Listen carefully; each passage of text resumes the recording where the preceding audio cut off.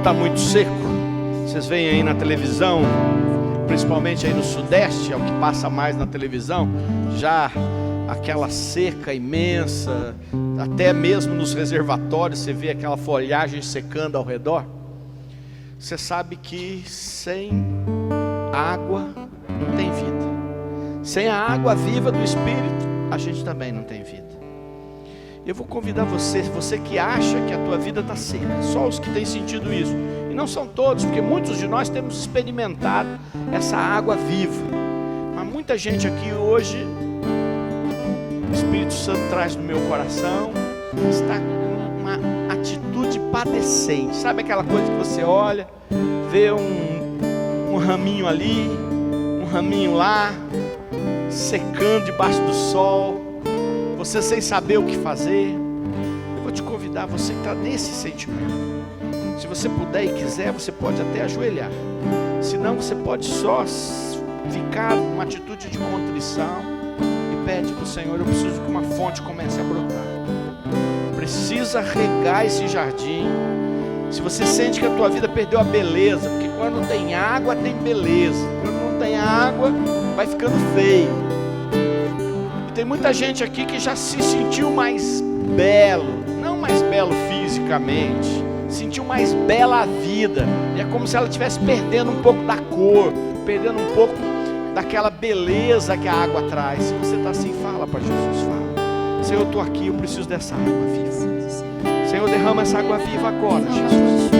Senhor, as pessoas que estão sentindo, Senhor, como se um deserto estivesse tomando conta das suas vidas, envia, Senhor, tua água viva, um sopro da tua água viva, um sopro do teu Espírito, Senhor. Tu és uma fonte que nunca para de jorrar.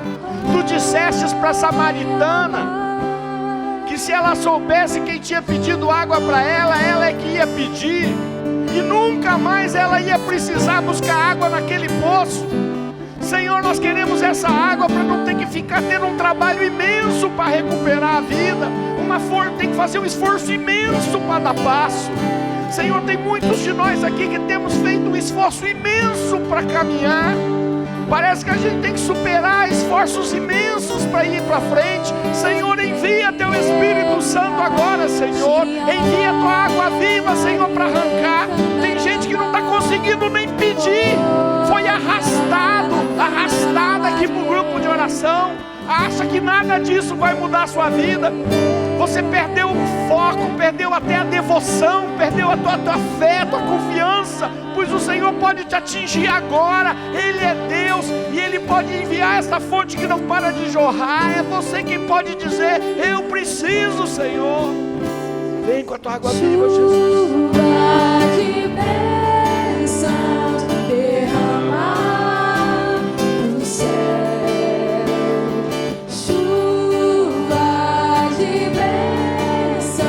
Derrama, Senhor, chuva de bênçãos derramar do céu, chuva de bênçãos derramar, Senhor. Quero, já em preparação para a nossa campanha, quero passar por dois textos da palavra de Deus. Escolhi o primeiro, no livro do Gênesis, no capítulo 4, versículo 23 e 24. Livro do Gênesis, capítulo 4, versículo 23 e 24. E diz o seguinte: Lameque disse às suas mulheres, Ada e Sela: ouvi minha voz, mulheres de Lameque, escutai minha palavra. Eu matei um homem por uma ferida, uma criança por uma contusão. É que Caim é vingado 7 vezes, mas Lameque 70 vezes 7. Palavra do Senhor. Você fala: nossa senhora, que texto da Bíblia, texto terrível para estar na Bíblia. Mas esse texto está aqui e é preciso que a gente entenda muito bem o que acontecia. A Bíblia, nesse texto do Gênesis, quer retratar como viviam as diversas tribos por toda aquela região da Palestina, da Arábia, toda aquela região semita, da onde nasceu o Antigo Testamento. E funcionava assim. As cidades que existiam eram muito poucas, as que existiam eram formadas por algumas tribos muito poderosas que tinham condições de se proteger, como fez Jericó, construiu uma muralha intransponível. Mas a maioria das tribos, dos clãs que existiam, eles garantiam a paz pelo seu poder de dar o troco, de se vingar. Por isso é que depois a gente vai ver, ainda no Pentateuco, quer dizer, ainda entre os 5 primeiros livros da Bíblia, a gente vai ver, não é, os sacerdotes dizendo: olha, gente, olho por olho, dente por dente. Se arrancar um dente seu, você só pode arrancar um dente do outro, não pode fazer mais que isso. Porque até então, valia quem tinha mais força. Ora, se eu sou mais forte, se a minha tribo é maior, se a minha tribo tem mais força, se alguém fizer alguma coisa contra mim, eu vou devolver numa proporção muito maior. Eu vou me vingar numa proporção para que ele não se esqueça do que fez para mim. E por isso então Lameque vai dizer, isto é um hino semita que vai falar do quê? Que se Caim, que matou Abel, matou o irmão, era violento, e se alguém fizesse mal a alguma coisa da sua família, da sua tribo, ele se vingava 7 vezes. Se sumisse uma cabra, ele ia lá e matava 7 do outro. Ele vai dizer: pois eu sou pior, eu matei por causa uma criança, por causa de uma ferida, por causa de uma contusão. Não é nem uma ferida, olha que palavra pesada, diz assim: matei um homem por uma ferida e uma criança por uma contusão, um roxo. Por um roxo que fizeram comigo, eu fui lá e dei o troco, matei uma criança. Para a pessoa saber que comigo você não pode nem me encostar, não pode fazer nada contra mim. E eu quero dizer para vocês que não nesta maneira, porque nós vivemos em tempos onde existem leis, mas que as pessoas começam a agir hoje em dia com este sentimento. Se eu tenho poder, não me faça nada, porque eu vou te dar um troco desmedido. Eu me vingarei de você. E aqui eu não estou falando fisicamente, é porque nós vivíamos, aqui a palavra de Deus está tratando de um tempo onde as coisas eram brutas, não é? Era o trabalho no campo, era a caça. Aqui, nos tempos atuais, as coisas são de outra maneira. Então, se você acha que aquele que tem um negócio, que o teu concorrente te prejudicou, você vai tentar eliminá-lo. Se você acha que falaram mal de você, ou se te falaram realmente mal de você, na tua família, você vai cortar as relações com todos eles, porque fizeram fofoca de você. Perceba que uma ferida é um machucado, uma contusão também. Não significa que nada aconteceu. Não, sofreu um dano, sofreu algo de ruim, e se achou no direito de descontar, porque tinha o poder de descontar. Acontece que muitas vezes as pessoas não fazem, não porque não tem esse coração já vingativo, raivoso, mas porque às vezes não tem como fazer. Se tivessem, fariam. Muitas vezes as pessoas não nos destroem, não é nem porque não querem, mas porque não podem. Se pudessem, fariam. Eu sempre conto aquela experiência que tive, um dia andando com um padre que tinha um imenso carisma de libertação em São Paulo, e eu fui para lá para pregar um encontro, e no meio da rua, na cidade de Campinas, uma pessoa parou ele e disse para ele: por que o senhor não morreu? E ele olhou assustado e disse, não entendeu a pergunta. Como? Falou, porque eu faço parte de uma seita que a gente fica matando passarinho com os ritos que a gente faz. E desde que o senhor começou a andar, eu estou te seguindo todas essas quadras com um ódio imenso do senhor, e alguma palavra dizendo para mim, é para matar ele, e eu estou tentando matar o senhor e não aconteceu nada. Ele nem conhecia o padre, um ódio colocado pelo diabo. E aí o padre disse para ele, meu filho, isso aí é uma ação diabólica, e eu te convido agora a você vir para o evento que nós estamos fazendo. Deu o endereço, ficava lá na Associação do Senhor Jesus, e aquele homem foi lá naquele domingo, e naquele domingo Deus o libertou. Depois ele teve que ficar lá numa sala, lá com um monte de gente atendendo ele, porque era um homem que estava mergulhado nas coisas diabólicas. Não digo nesse ponto, mas muitas vezes as pessoas, por coisas como dinheiro,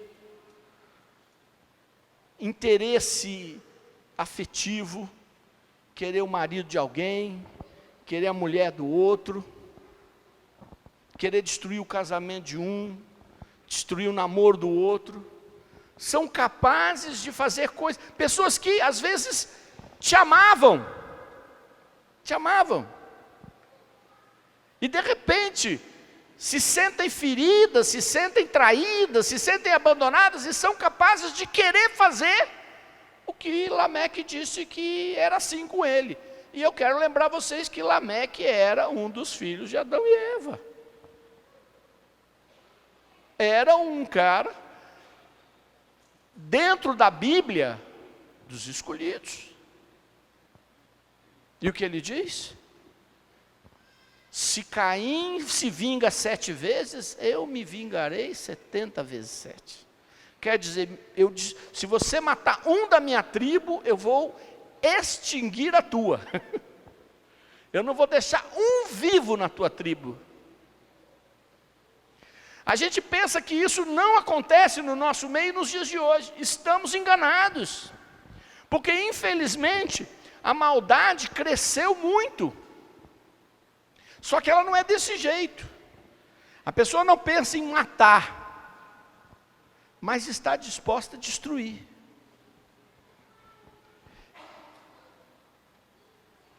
Nós estamos nos preparando para esta campanha, mas ela não tem só o objetivo de nos ajudar a arrancar qualquer resquício disso do nosso coração, mas também a nos dar forças e graças para nos proteger diante de todo tipo de ataque. Eu tinha um casal amigo que tinha muitos problemas, muitos, mas eles eram aquele casal, ele era um rapaz que muito gentil, e ela era uma moça assim, muito educada. Então, todos os lugares que eles iam, as pessoas admiravam eles, não é? E eles estavam sempre assim juntos, e as pessoas diziam, olha, casal maravilhoso, esse aqui é o casal bom, esse é o casal 20, esse é o casal 200, esse é o casal que foi feito um para o outro. E eu os atendi, e eles tinham muitos problemas entre eles. Sabe, a vida deles estava destruída. E aí ele brincava assim, ele falava assim, o que mais é duro é que todo mundo fica achando que nós somos o casal perfeito, o casal que tudo dá certo, o casal que só tem coisa boa, enquanto que nós estamos feridos um com o outro, estamos juntos sei lá por quê. E eu digo para vocês, quando a gente tenta imaginar a vida dos outros, a gente acaba se iludindo muitas vezes. quando a gente fica querendo invejar a vida dos outros, a gente erra na maioria das vezes. O casal que todo mundo queria ser, era um desastre se eles fossem. Se você soubesse de verdade, o que você não ia querer na vida nunca, era ser como aquele casal. É aquele caso que a pessoa quer ser aquela empresa, quer ser aquele negócio, quer ter o emprego do outro, quer ter a vida do outro, e não sabe que é muito ruim, porque você não está lá, não sabe nada. Então a palavra de Deus está nos ensinando a ter um cuidado muito grande, para termos uma imensa libertação, e viver a nossa vida. Sem querer dar o troco, e sem querer estar no lugar do outro.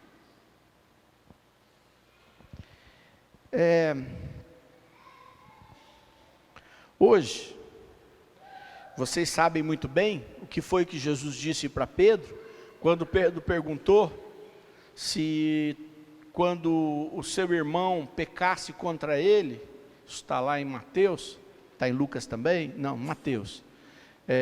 Está lá em Mateus. Lucas também fala isso, mas é diferente. Lucas conta a história de Jesus dizendo que se o teu irmão te procurar 7 vezes, você vai perdoar todas as vezes que ele te procurar. E vale a pena lembrar, não é? Quando a pessoa erra com você, vai lá, desculpa, tá bom. Aí erra de novo, você já, desculpa, tá bom. Quando chega a 4ª vez, você não quer mais desculpar. Você fala, está me enrolando, está me enganando. E às vezes está mesmo. E aí Jesus falou assim, você percebendo que a pessoa, apesar de pedir perdão, continua fazendo a mesma coisa contra você, empurra ela. É isso que ele falou? Não, ele falou, quantas vezes ela te procurar, você perdoa. Se ela te procurar 1, 2, 3, se ela não te procurar, Jesus não fala o que é para fazer. Mas se te procurar, perdoa. Só que em Mateus o texto é outro. Pedro vai dizer assim, se um irmão pecar contra mim, devo perdoá-lo vezes. E aí Jesus diz para ele, 70 vezes 7. Acabei de ler que Lameque disse que se fizessem alguma coisa contra ele, ele iria fazer o quê? Se vingar quanto? 70 vezes 7. Jesus está falando dessa história. Jesus está dizendo, não importa quanto de poder e de razão você tem. Não importa quanto de razão você tem e nem quanto de poder você tem para fazer com que os outros não te firam. Não importa isso. Se Lameque ameaçou dizendo, olha, não chega perto de mim, porque se chegar, vocês vão ver quanto de poder eu tenho, com vocês é diferente. Você vai perdoar profundamente. É fácil? Perdoar superficialmente não é tão difícil. Profundamente é difícil. Eu quero encerrar lembrando, vocês têm inúmeras histórias. Vocês já viram casos na sua família, ou talvez até no seu trabalho, mas é mais provável na sua família, entre irmãos, entre esposos, entre pais e filhos, de coisas que aconteceram e foram perdoadas, às vezes coisas pequenas, acontecimentos lá que aconteceram, e anos depois, diante de uma discussão, a pessoa lembra daquilo. Uma história que a pessoa diz que perdoou, e que de fato perdoou. E eu não estou falando aí de coisas grandes, como uma traição, como coisas menores também. E aí na hora H, a pessoa lembra. É igual aquele dia. É como se tivesse um arquivo que em um determinado momento você foi lá, abriu, pegou, tirou o papelzinho e está aqui. Está aqui. Você fez. Você vai fazer de novo. Jesus está dizendo, tem que queimar o arquivo. Não é fácil. Porque muitas vezes a gente quer, mas fica marcadinho lá. E é isso que a gente vai buscar nessas próximas 3 semanas. Tacar fogo nesses arquivos para seguir a nossa vida. Amém. Quantas vezes Lameque queria se vingar? Quantas vezes Lameque queria se vingar? 70 vezes 7. Quantas vezes Jesus mandou perdoar? É isso daí. Para entender um, tem que entender o outro. Tem que entender que muitas coisas não são feitas porque as pessoas às vezes não têm o poder de fazer. Lameque tinha, então ele avisava. Não encosta em mim que eu te destruo. Não chuta minha canela que eu mato uma criança. E Jesus está dizendo, não importa o poder que você tem. Amém.